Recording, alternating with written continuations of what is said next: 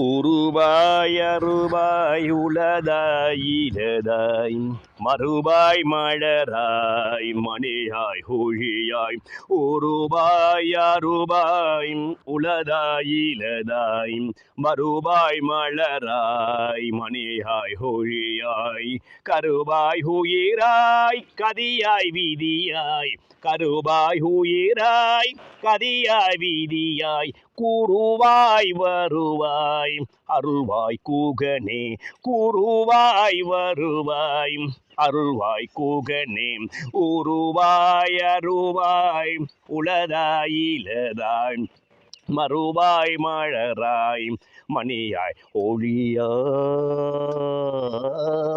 ஆதிக்கமான ஆலிமசையில் படைத்தவரும் என்று முதன்மை எதிரும் முதன்மையவரும் ராஜயோகம் போன்றவரும் எதிரிய கலங்கடிக்கும் சிம்ம சொஷ்மனம் போன்றவரும் தானும் வாழ்ந்து மற்றவரை வாழ வைக்கும் ராஜயோகம் பெற்ற பேரரசு வம்சத்து உதித்த எங்கள் சிம்மத்து உதித்த சிகரங்களே உங்களுக்கு கோடான கோடி வணக்கங்கள். பொதுவாகவே காலபுருஷனுக்கு 5 என்று சொல்லக்கூடிய யோகம் வீடுதான் சிம்மம். இந்த சிம்மத்தில் ஒரு குழந்தை அவதாரம் எடுப்பது யோகம்.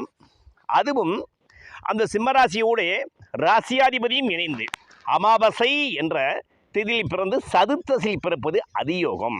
இப்படிப்பட்டவருக்கு ராகு பகவான் யோகம் செய்வார் என்றால் மிகவும் சிறப்பான ராஜயோகத்தை கொடுக்க ஆயத்தமாய் இருப்பார். பொதுவாகவே இந்த சிம்மராசிக்கு 4 என்று சொல்லக்கூடிய விருச்சிகத்தில் ஒரு ஜாதகருக்கு ராகு பகவான் அதி உச்சம் பெற்று அதுவரை புஷ்கர நவாம்சம் என்று சொல்லக்கூடிய குரு பகவானுடைய விசாகம் 4ஆம் வாரம் சாரம் ஏறி அம்சத்தில் கடகராசியில் சுக்கிரன் சனி ராகு என்று சொல்லக்கூடிய அமைப்போடு இருந்தால் இந்த ஜாதகம் பெரும் தனம் படைத்து பெரும் புகழ்படுத்து செல்வாக்கோடும் சொல்வாக்கோடு வாழும் அசாதாரணமான வளர்ச்சி பெற்று அனைவரும் வியக்கக்கூடிய மிக பெரும் மாலை மரியாதையும் வாழ்வார். பேசுமம் த கேந்திரத்தில் ராகு நிற்க பிரபலனா ராஜாக்கள் சேவையுள்ளோ விசுகின்ற தனம் படைத்து சேவானாகி விதரணையா வாழ்ந்திடுவான் இன்னொரு கேளு தேசு பெருப்பட்டாடை அணிகள் சேர்ப்பன் தெவித்தாத வாழ்க்கையுள்ளோன் திரண்ட கீர்த்தி மாசில்லா மன்னவனாய் பல நாள் மட்டும் என வாழ்ந்திருப்பாய் என உரைத்தோர் முனிவோர் தானே என்று புலிப்பாணி சித்தர் கூறிய போல இந்த சிம்மம் என்று சொல்லக்கூடிய சிம்மத்துக்கு சிம்மம் கன்னி துலாம் விருச்சிகம் என்று சொல்லக்கூடிய சுகஸ்தானத்தில் ராகு பகவான் அதி உச்சம் பெற்று இந்த ராகு பகவானுக்கு 4 என்று சொல்லக்கூடிய கும்பத்துக்கு அதிபதியான சனீஸ்வர பகவான் இந்த ராகுவுக்கு 9ஆம் ஸ்தானத்தில் கடகராசியில் பாக்கியத்தில் அமைந்து சனிக்கு 5 ராகுவுக்கு 5 சனீஸ்வர பகவான் பானுமைந்தன் என்று சொல்லக்கூடிய அமைப்பும் ஏற்பட்டு இந்த குரு பகவான் காலபுருஷனுக்கு 9க்குரிய குரு பகவான் மேசராசியில் அமைந்து இந்த ஜாதக ரிஷப லக்கணத்தில் அமைய பெற்றாள்.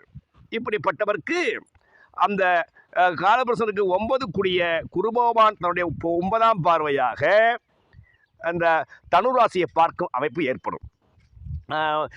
கடகராசி உள்ள சனீஸ்வர பகவான் அவருடைய 7வது பார்வையை மகர ராசியை பார்க்கும் அமைப்பு ஏற்படும். அதாவது காலபுருஷனுக்கு 9, 10க்குரியவர்கள் அவரவர் வீட்டில் பார்க்கும் அமைப்பு இது ஒரு அதிசயமான ராஜயோகம்.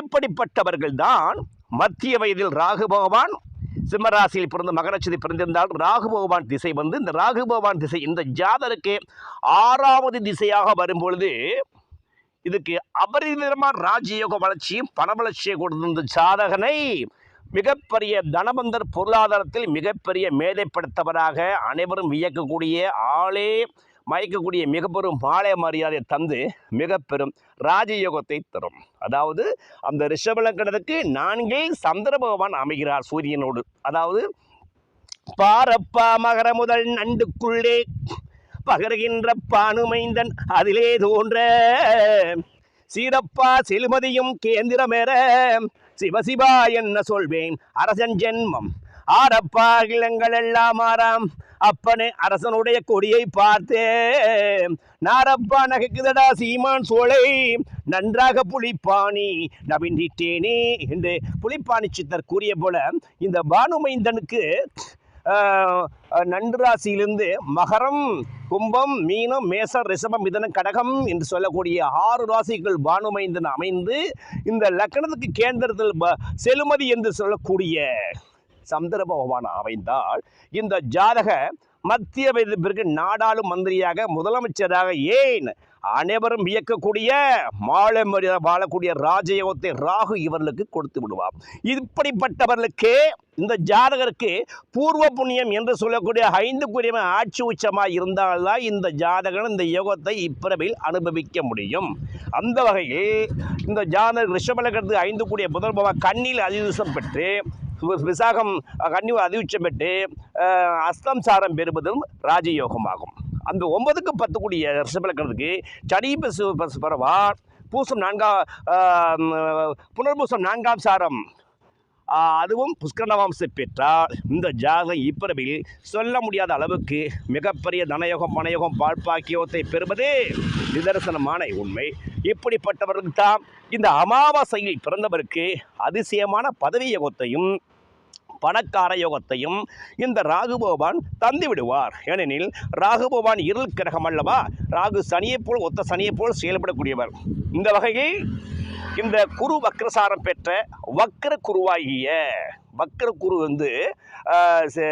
சிம்மராசிக்கு திடீரென எதிர்பாராத பணயோகத்தையும் திடீரென யார் பதவி யோகத்தையும் குறுக்கு வழிகளையும் எதிர்பாராத வழிகளையும் ஸ்திர சொத்து யோகத்தை கொடுத்து இவரை மிகப்பெரிய ராஜாவாக என்றும் புத்த ரோஜாவாக இந்த சிம்மராசியில் பிறந்த இந்த மக நட்சத்திரக்காரர்களே அமாவாசையில் பிறந்தவர்களை ஆளுயர மாலைக்கு சொந்தக்காரனாக்கும் அனைவரும் வியக்கக்கூடிய மிகப்பெரிய ராஜாவாய் உருவாக்கும்.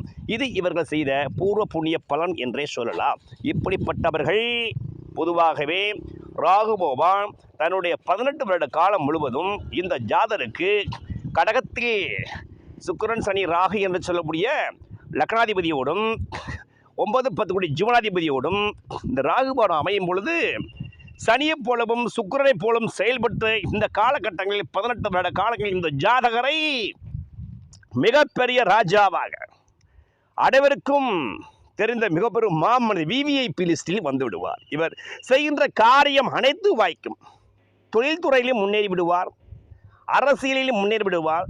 இவருக்கென்று எதிரே கலங்கக்கூடிய சிம்மச்சப்பனத்தை இந்த ராகு பகவான் இவர்களுக்கு கொடுத்து விடுவார். விருச்சிக ராகு பாதாளம் அல்லவா, இவர் பாதாளத்தின் திறவுகோலை எடுக்க ராஜயோகத்தை பெற்றவர், அளவுக்கு அதிகமான செல்வாக்கு யோகத்தை பெற்றவர்.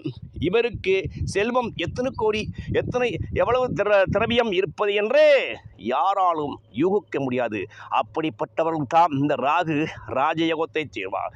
இப்படிப்பட்ட ஜாதகரை பலர் ஜாதகத்தை ஆராய்ந்து பார்க்கும் பொழுது சில ஜாதகர்களுக்கு மட்டுமே இந்த லக்னாதிபதி ஆனால் சூப்பர் தனயோகத்தில் அமைய அமைப்பும் பூர்வ புண்ணியம் உச்சம்பெறும் அமைப்பும் ராகு உச்சம்பெறும் அமைப்பும் கிடைக்கின்றது. இது இவர்கள் செய்த பூர்வ புண்ணிய பலன் என்றே சொல்லலாம். அந்த வகையில் இந்த அமாவாசையில் பிறந்த சதுர்த்தசில் திதியில் பிறப்பு தான் இந்த விசேஷம். ஏனெனில் சதுர்த்தசி திதியின் அதிதேவதை சுக்கிர பகவானாக கருதப்படுகிறது. இந்த சிம்மராசிக்கு 3க்கு 10 ஜீவனாதிபதி சுக்கிரன். இந்த சுக்கிரன் சூரியன் சந்திரன் சுக்கிரன் என்று சொல்லக்கூடிய சுகஸ்தானத்தில் சிம்ம வீட்டில் அமைந்து 3 கிரகமும் லக்னாதிபதி உட்கார்ந்திருக்கும் வீட்டின் அதிபர் பொதுவாகவே ஆட்சி முச்சமாக இருந்தார். அந்த ஜாதகர் மாவட்ட அளவில் மாநில ஏன் உலகம் போற்றும் உத்தமராக வருவார். அந்த வகையில் இந்த ஜாதகருக்கு இந்த லக்னாதிபதி சூரிய பகவான் வீடு ஆட்சி பெற்றதால் இந்த அமாவாசையில் பிறந்த ஆவணி மாதவி அகிலமும் போற்றோர் ராஜாவாக என்றும் பூத்த ரோஜாவாக வருவது இது நிதர்சனமாக இதுமை. இது இவர்கள் செய்த பூர்வ புண்ணிய பலம் என்று சொல்லலாம். எப்படிப்பட்டவர்களுக்கு அந்த மேசத்தில் உள்ள குரு பகவான் சிம்மராசிக்கு 5ஆம் இடம் என்று சொல்லக்கூடிய தனுராசியை குரு 9ஆம் பார்வையாக பார்க்க குலதெய்வத்தின் குருவருள் கிடைக்கும். குலதெய்வத்தின் அருளினால் இவர்கள் செய்கின்ற காரியம் அனைத்து வாய்க்கக்கூடிய ராஜயோகம் ஏற்படும். சிலருக்கு இந்த ராகு திசையில் திடீரென்று இருதார யோகமும் ஏற்படும். திடீரென்று சிலருக்கு ஆண் குழந்தை மகமும் ஏற்படும். திடீரென்று சிலருக்கு வெளிநாட்டில் செட்டில் ஆகக்கூடிய ராஜயோகமும் ஏற்படும். திடீரென்று சிலருக்கு வெளிநாட்டிலே பிஸ்னஸ் பண்ணி அங்கேயே சிட்டிசன் ஆகக்கூடிய ராஜயோகத்தை இந்த ராகு கொடுத்து விடுவார். அப்படிப்பட்ட இந்த கேந்திர ராகு மிக பெரும் ராஜயோகத்தை இந்த சிம்மராசியில் பிறந்த அமாவாசை சதுர்த்தசியில் பிறந்தவர்களுக்கு அளவுக்கு அதிகமாக செய்கின்றார். இது இவர்கள் செய்த வரம் என்றே சொல்லலாம். பொதுவாகவே சிம்மத்தில் ஒரு குழந்தை பூமியில் அவதாரம் என்பது யோகம். அதுவும் லக்னாதிபதி சிம்மத்தில் ஒப்பாரு, அதை விட ராஜயோகம். இந்த ராசிக்கு ஆறுக்குரியவ சனீஸ்வர பகவான் 12ஆம் இடத்தை வருது ராஜயோகம்.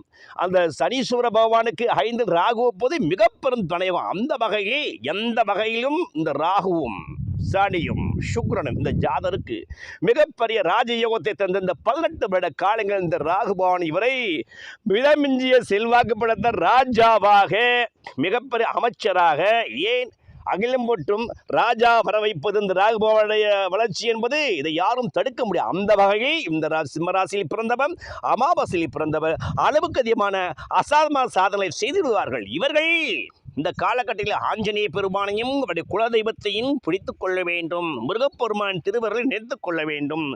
ஓம் நமச்சிவாய என்று மந்திரத்தை திறந்தோறும் சொல்லி பெற வேண்டும். ஓம் நமோ நாராயணா என்று சொல்லக்கூடிய பெருமாளை மந்திரத்தை துதித்து. ஆக மொத்தத்தில் இவர்களுக்கு அதிர்ஷ்ட தேவதைகளும் அதிர்ஷ்ட லட்சுமிகளையும் தனலட்சுமி, தானிலட்சுமி, விஜயலட்சுமி, கஜலட்சுமி, கைஸ்வரலட்சுமி, ஆதிலட்சுமி, சந்தானலட்சுமி என்ற அஷ்ட ஐஸ்வர்யங்களும் இவர் நோக்கி வரும்.